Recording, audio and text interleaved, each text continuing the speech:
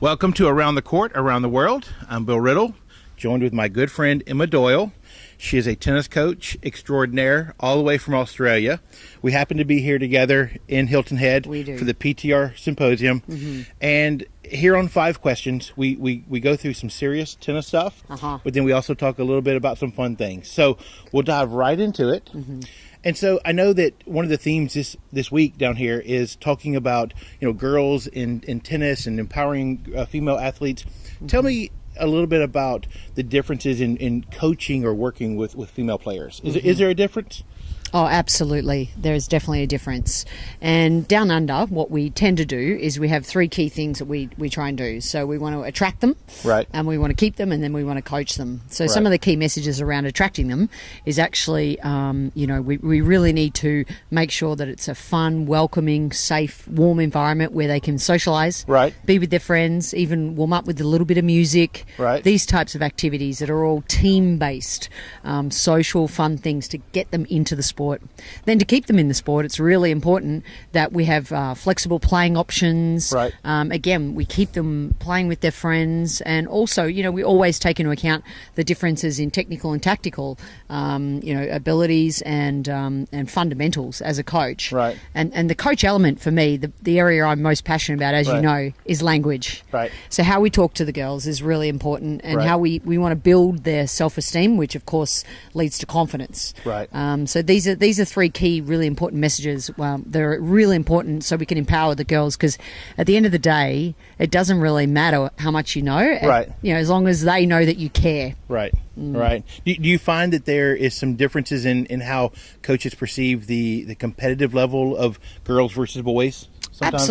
Absolutely. And of course, it is important that they still compete. Our game is competition. Right. But there's lots of clever ways to do that, especially in team-based formats where they're still playing, say, mini tiebreakers, best of 5 sets. Right. But, it's such short matches that they can play and play again, and it's, you want to keep the fun element involved as much as the competitive element. Right. But, of course, that depends on the developmental readiness of the player and the age and so forth. So, but it is still important. And right. Sometimes it gets overlooked, but we have to remind coaches and parents that there's a certain way to kind of look at it. Absolutely, because you can't control the outcome, the win or the loss. Right. The things that, as a coach, especially when working with girls, is what you encourage, which is things within their control, such as, their between-point routines, their footwork, and their attitude. Right. Well, we've got some ladies playing behind us here. We're here at the Vandermeer Shipyard, and lots of good tennis going on this week. But we're going to shift gears a little bit, kind of keep it light. Tell me your favorite movie of all times and why.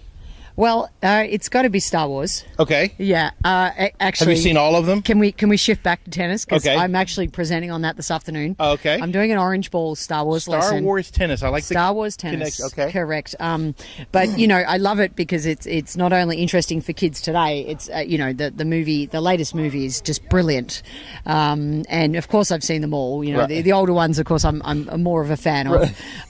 But that's the first one that popped into my mind, and I'm so excited to be delivering that with really cool gamification, technical and tactical outcomes embedded in Star Wars. Like, how lucky am I? There, so you tie your favorite movie into what you do for a living and your passion. Yeah. In 2002, I presented on Harry Potter, The Golden Snitch.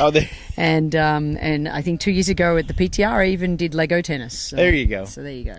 Well, kind of getting back to tennis, even though we were really there. Let's talk a little bit about communication, because I know you've done some things with doubles teams and whatnot.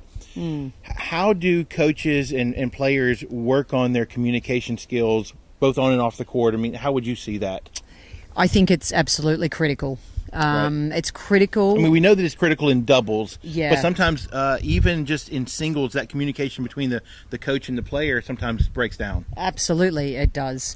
So my greatest, advice, or what I've learned over the years, is you have to be able to walk in the player's shoes. Right. Empathy is a great word in coaching, because coaching for me is 2 things: it's teaching and it's people management. Right. So, the people management side is the communication side. And as we know, the words we say is only 7% of our communication. Right. The body language is 55% and the tonality is 38, I think, if that adds up to 100. But I went to public school, so I don't know if I can do the math on I'm that from one. down under. So, but for what I mean by that is essentially the body language says so much, even when you're watching a match with your player. So it's important that you know what your player is going to respond to, because at the end of the day, it's not about us. Right. It's about the understanding your player to the best of your ability and understanding what their needs are from a learning, visual, auditory, kinesthetic, or auditory digital perspective. Right. Get on top of that, work it out, and then understand how you need to communicate the message in the most effective way to be able to walk in their shoes. And that's interesting, because a lot of times parents, we find, have trouble walking in the kids' shoes because maybe they don't play tennis. Absolutely. And they don't understand what pressure they're being, what they're dealing with, and kind of what they're going through. Yeah, that's true. But I think at the end of the day, also parents know their child better than anyone. Right. So they still do get the emotional intelligence and the needs of their child. Right. So you can still tap into that. I think still parents are a great resource that we can certainly help tailor their communication once they become aware of it. Right. How to help deliver messages, especially when they first come off the court after a match. There's so many strategies that if you really put the player first and be reminded of that you could then really help them learn, because we either win or we learn. Right. Well, we always learn. You know what I mean. I understand. I'm with you there. Yeah. All right, well, we're going to shift gears again. You and I have been to a couple of meals together, but when you go and you have that burger, what goes on top of it? Are you going full boat with like chili and cheese and everything, or is it going to be kind of simple? One of my favorite things to do is, as you know all too well, that's probably why you asked me this question, is to experience other people's passions. So I would probably ask you how you like it, and then look. You're going to try it. I would try it, because that gets me out of my comfort zone. I love to travel. I love to experience different cultures and different restaurant and food experiences. Right. To heighten my senses.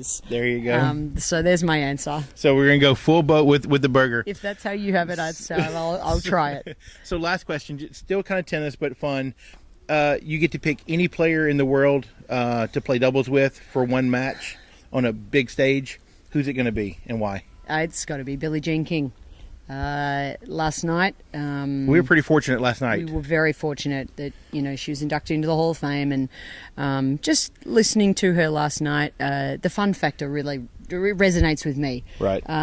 Whether I'm working on the tour with performance players, or whether I'm dealing with blue stage kids, which is the 2 to 5 year olds, the fun element, and she oozes that. She does, doesn't she? She does, and I'd love to and she's passionate about grassroots, and I'm passionate about grassroots, so I think it would be a pretty good doubles partner, because she's won a lot of tournaments. Yeah, she has. Yeah, she has. Yeah. Look.